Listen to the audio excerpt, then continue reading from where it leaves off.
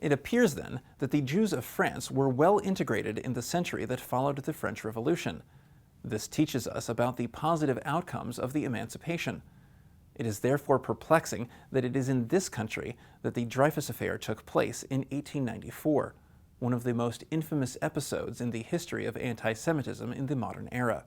Alfred Dreyfus was a young Jewish captain in the French army who was falsely accused of treason. The accusation and Dreyfus's subsequent trial were accompanied by a wave of anti-Semitism that swept through the country. Dreyfus was, like many other French Jews of his time, a proud Frenchman who saw France as his home. The fact that he was a captain in the army shows us how well integrated French Jews were in France. Dreyfus was accused of selling military secrets to the Germans, France's enemy, and was sentenced to life imprisonment in exile.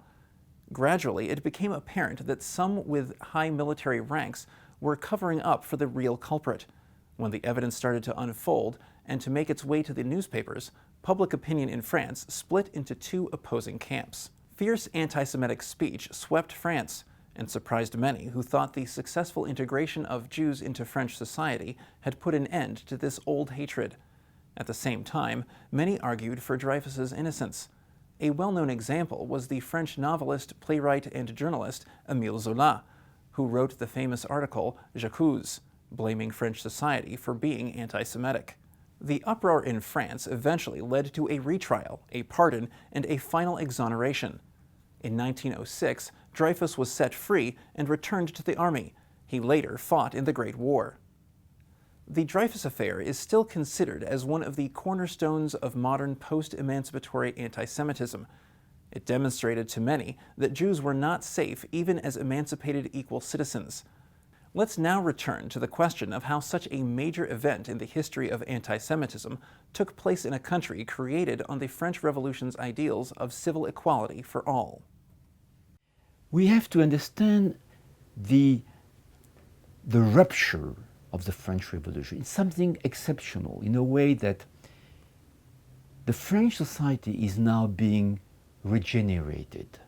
The regeneration of the French nation is now shared by the Jews. The Jews are regenerated as members of a collective body, and in a way they are supposed to forget what they were before as any other Frenchman. Someone living in the province, someone wherever he was living, speaking his own idioms. Every Frenchman has to forget his past. Everyone. So Jews also had to forget their past.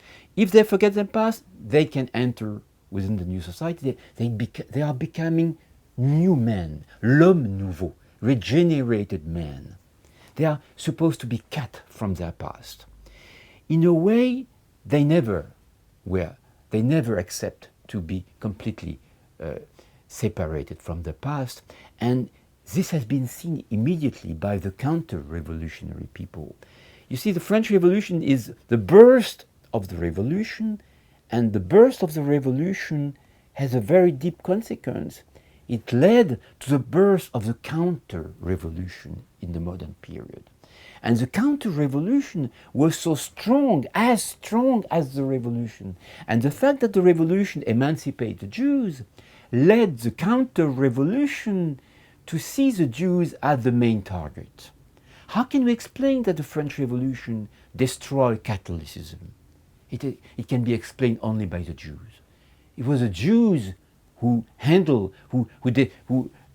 organized the French Revolution in their mind. Up to them, the Jews were supposed to destroy the Catholic code through the French Revolution. So from the French Revolution to the end of the 19th century, to the Dreyfus affair, we witness a very strong counter-revolution, maybe the strongest in the modern period, the strongest, much more stronger than what will happen in Germany later on.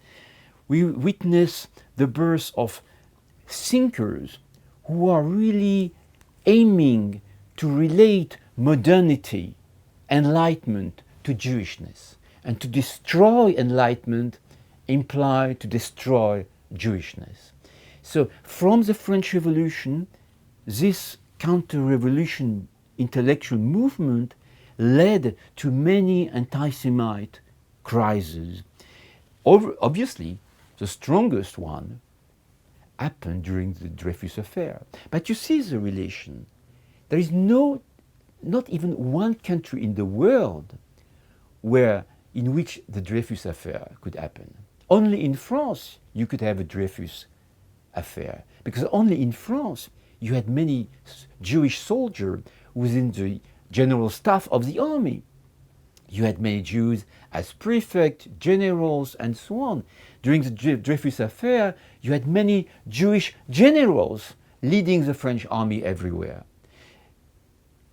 This didn't happen in Germany, neither in England, nor in the United States, nor in Russia. Only in France, because the French universalism led to a strong state in which Jews could enter as Jews, as citizens, but while remaining Jews. So the Dreyfus affair is related to the kind of enlightenment which happened in France, the French Revolution, and then it is obviously the worst moment of anti-Semitism in France, because it is the most symbolic moment in which a Jew was able to almost control, directed the French army. It was really at the highest level of the French army, the general staff. So if any betrayal was happening, the counter-revolutionary would say, it is because there is a Jew there. The Jew, in fact, is still remaining a Jew. Whatever, he went to the Grandes Écoles, he went to the meritocratic system, he went up to the highest level of the French army training as a French soldier, very courageous soldier and so on, fighting for the army. But in fact, for the counter-revolutionary thinkers, he was still a Jew. So when Dreyfus was arrested at the end of 1894, and later on, mainly in 1898, I wrote a book on this, the anti-Semite movement.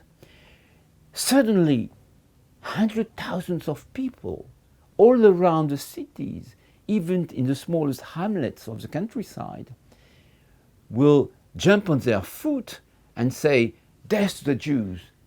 Vive Dreyfus! Against Dreyfus! Death to the Jews! Death to the Jews! La France aux Français! French to the French! France to the French!" Meaning, outside the Jews, and France has to be only real Frenchmen having their deep roots within the French past should belong to the France. La France aux Français.